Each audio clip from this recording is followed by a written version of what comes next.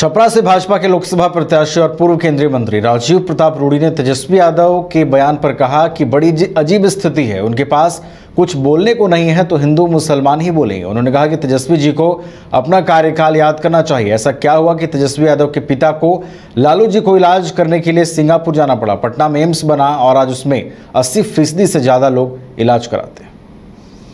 सही सिचुएशन हम छपरा में भी देख रहे हैं। वहां के कैंडिडेट में हमें आजकल एक बड़ा संकट है कि आजकल नेता क्या वक्तव्य दे रहे हैं, इसका कोई आगे पीछे।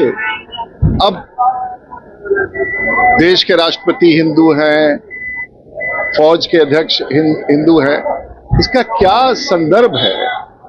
और हमने तो कभी नहीं देखा है कि देश के प्रधानमंत्री ने कभी हिंदुओं का डर दिखाया और हिंदुओं को डराया हो। ऐसा तो कोई विषय नहीं है। तो मुझे लगता है कि उनका बयान ही सामान्य रूप से अप्रासंगिक है।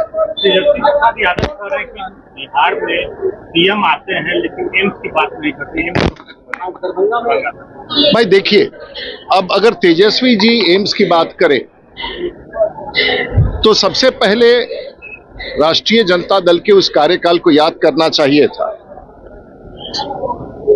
और जब तेजस्वी जी इस राज्य के विपक्ष के नेता रहे हैं और सरकार में भी रहे हैं, तो ऐसा क्या हुआ कि उनके पिताजी को इलाज कराने के लिए सिंगापुर जाना पड़ा। और अगर उनको पटना के एम्स का, हमें याद है कि सुषमा स्वराज जी ने जब पटना में एम्स की शुरुआत करने की बात कही तो आज 80% बिहार के मरीजों के लिए एम्स खुल गया है। लेकिन उनका बहुत स्वास्थ्य से कुछ लेना देना नहीं है और हमेशा कोई ना कोई टिप्पणी देश के प्रधानमंत्री पर करना मुझे बड़ा आश्चर्यजनक। तीसरे चरण के लोकसभा चुनाव प्रचार के क्रम में पूर्व डिप्टी सीएम तेजस्वी यादव और वीआईपी प्रमुख मुकेश सहनी ने मधेपुरा के घेलाड़ आदर्श डिग्री कॉलेज परिसर में राजद प्रत्याशी डॉक्टर कुमार चंद्रदीप के समर्थन में जनसभा की। तेजस्वी यादव ने जमकर केंद्र सरकार पर निशाना साधा। उन्होंने कहा कि मोदी जी विश्व में पहले प्रधानमंत्री हैं जो झूठ बोलने का डिग्री हासिल की है। जनता के मुद्दों पर प्रधानमंत्री बात ही नहीं करते। एक वोट जो है लालटेन पर बटन दाब करके आप लोग इनको चंद्रदीप जी को भारी मतों से विजय करा।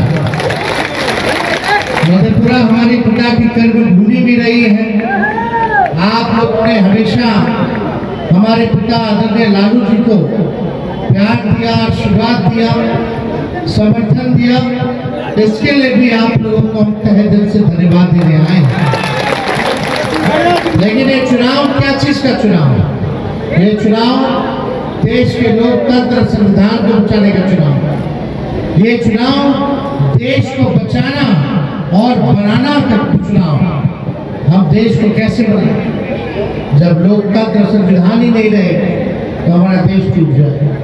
इसलिए जो लोग इस देश के संविधान को बचाना चाहते हैं, गंगा जमुनी तहजीब को बचाना चाहते हैं, लोकतंत्र को बचाना चाहते हैं, सब लोगों से अपील है कि गोल बंद होकर के जो है महागठबंधन इंडिया गठबंधन को जिताने का काम किया।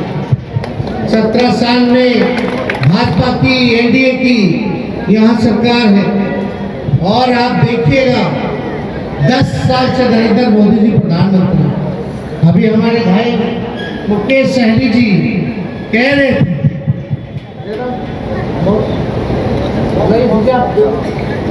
मुकेश सहनी जी क्या कह रहे थे कि भाई मोदी जी इतना झूठ बोलते हैं कि गोबर को भी हलवा बना। और नरेंद्र मोदी जी जैसा देश में, विश्व में इतना बड़ा झूठा प्रधानमंत्री। सुपौल जिले में भी नेता प्रतिपक्ष तेजस्वी यादव ने राजद प्रत्याशी के समर्थन में जनसभा की और केंद्र की मोदी सरकार पर जमकर निशाना साधा। आपको बता दें कि इंडिया गठबंधन के सुपौल लोकसभा सीट से राजद प्रत्याशी चंद्रहास चौपाल के समर्थन में तेजस्वी यादव ने जनसभा की और लोगों से चंद्रहास चौपाल के पक्ष में मतदान करने की अपील भी की। देखते बड़ा उम्मीद लेके अब नौजवान लोगों को मौका मिले। यहाँ के सांसद तो कोरोना में कितना गरिया रहे थे मजदूर लोग को। आप लोग सब लोग सुने हुए, ऑडियो वायरल हुआ है। खैर आप जनता है मालिक को ताकत दीजिए, तेजस्वी को हाथ मजबूत कीजिए ताकि देश में बेरोजगारी से हम लोग लड़ने का काम करें। चुनाव का समय है, बस आप लोगों से अपील करने के लिए आया हूँ कि ये चुनाव जो है अपने आप का आजादी की लड़ाई है साथियों। हमारा देश का संविधान जो है वो खतरे में है साथियों, हमारा लोकतंत्र जो है वो खतरे में है साथियों।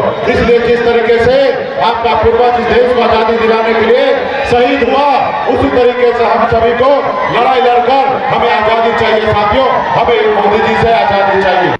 पश्चिम चंपारण के वाल्मीकि नगर सीट से पिछले लोकसभा चुनाव में कांग्रेस सीट से चुनाव लड़े प्रवेश मिश्रा इस बार बागी बन निर्दलीय प्रत्याशी के रूप में नामांकन उन्होंने दाखिल किया है। दूसरी ओर इंडिया गठबंधन से कांग्रेस की ओर से मदन मोहन तिवारी ने भी नामांकन किया। यहां से निर्दलीय प्रत्याशी के रूप में दिनेश अग्रवाल ने भी नामांकन किया है। अरे खुश हैं भैया, चुनाव जीत रहे हैं, दूसरा क्या कर रहे हैं। कौन सा मुद्दा लेकर जनता के बीच जा रहे हैं? अरे गरीबी, बेरोजगारी, महंगाई सब तो मुद्दे हैं। बेरोजगारी दूसरा क्या मुद्दा है? भाजपा के पास दूसरा तो मुद्दा है नहीं। हमारा मुद्दा है गरीबी, बेरोजगारी और भ्रष्टाचार से लड़ना है। विपक्ष कह रहा है कि पैराशूट कैंडिडेट हैं आप। हाँ, हम तो पैराशूट हैं, इसलिए कि अनुकंपा पर हम आए हैं। हम तो बच्चा क्लास से एमए तक आए हैं और वो तो अनुकंपा में जो आए वो कबे करेगा। अरे खुश हैं भैया।